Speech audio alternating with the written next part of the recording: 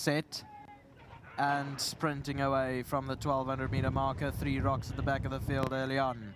Ellerix is straight off to the lead. The red cap Sweetie Darling pressurizes now in the center and goes off to lead them.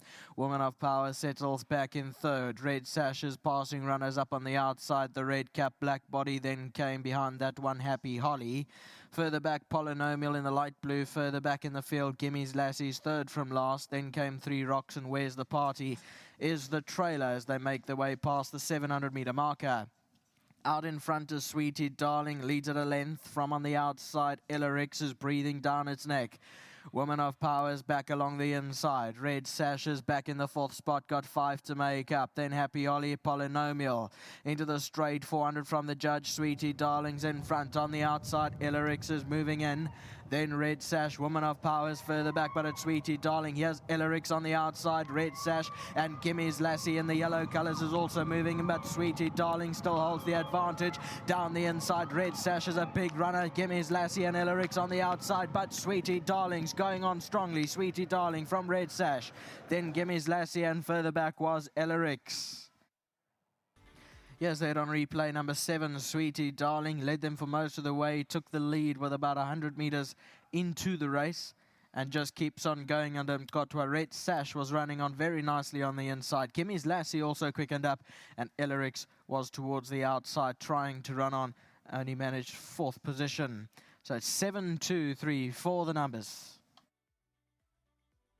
It's another one for the yard of Jean Nel. Haven't they just hit a purple patch at the moment? They're really enjoying visiting us upstairs for the winner's box.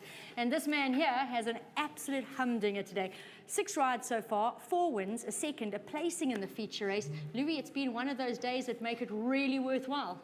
Yeah, I must say I had a really good card. As I said earlier on, well on to Rob Champion. You know, he does a tremendous job for me. Yeah, it's been a great day today. Hopefully, there's one more race left, right? There's one more race left, yeah. You could finish all of the money. You know what? Nothing can go wrong. I mean, nothing can win also. Yeah, just well done to Joan and his team. You know, thank you very much for the double from them. Well done to Brandon and Ryan also. And thank you to my sponsor, Sporting Post. Now tell me a little bit about this filly. You got aboard her for the first time. It was also her first run on Polly. She had the advantage of a jockey like you aboard, well acquainted with the Polly, but the wind is blowing. First time on the Polly. Did she have any difficulties? Firstly, just start with this. When I saw her parading, she looked a picture in parading. So well done to Jean for that and his team. Yeah, she looked amazing. And going on to the start, she felt so good. I said, wow, she had the form to win the race. She definitely will win now.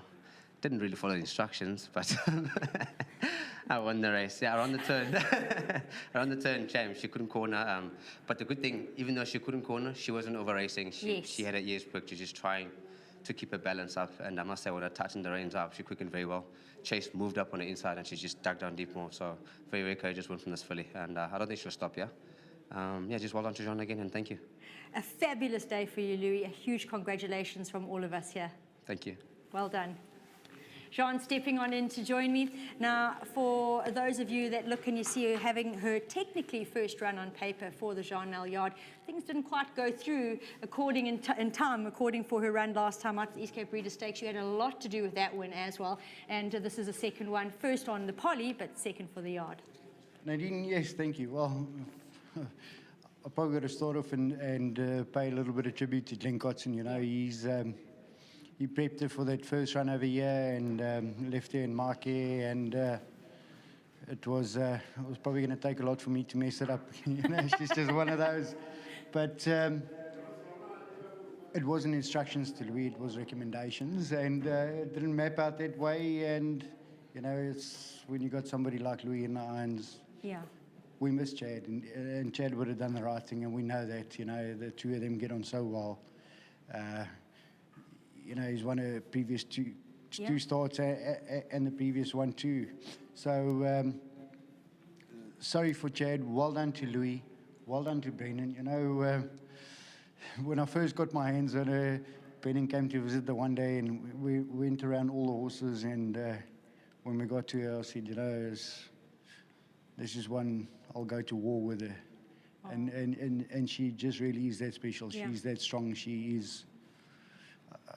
I think we're still going to see quite a bit of her. Well, I'm glad to hear that. It looks to me like she's just one of those horses that needed to strengthen And now that she's hitting the last of her 3-year-olds, going into 4-year-olds, you look like you're going to have a lot of fun.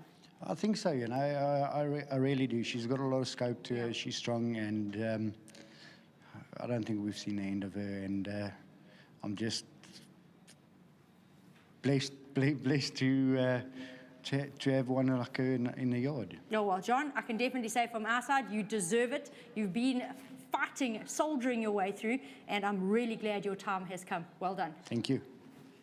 Brendan stepping on in to join me, owning it in partnership with your cousin, Ryan. Yes, Ryan. Well, Ryan is going to be very happy. Ryan, why aren't you here? But Brendan, I've got to say, from an owner's perspective, when you walk into a ring and you see your horse turned out like that, you know you're with the right trainer. Yeah, listen, Nadine, as soon as I walked in and I saw I could spot her, I wasn't sure what number it was. And as soon as I saw her, and I knew straight away, it's number 7, that must be her. She looked amazing. I must say to Jean, to Charlize, to the whole stable, this is very important for me to have her turned out and run the way she does. She's a gutsy filly. I mean, at the 200, I thought there were a few horses that could have passed her, and she wouldn't let them. And it just shows, as Jean said, you know, we'll go to war with her, and I agree with him now. I'll be there in front with him at war. To my cousin Ryan, well done. So nice to have winners with him. To Louis, top ride. And then obviously I must say to Glenn and to Chad, you know, when sort of Sandy Arundel, thanks to her too, when she wanted to get out the horse, they phoned me and they said, listen, this is a horse that will do exceptionally well in Port Elizabeth. And there's not a horse that they've actually put me into that I've been disappointed in. So it's always nice to have that sort of background of a horse. And he's done exceptionally well. We do miss him. And Louis had big boots to fill today for me. And I think he did it well. And yeah, just thanks to everybody, my dad, my wife, my kids, everybody.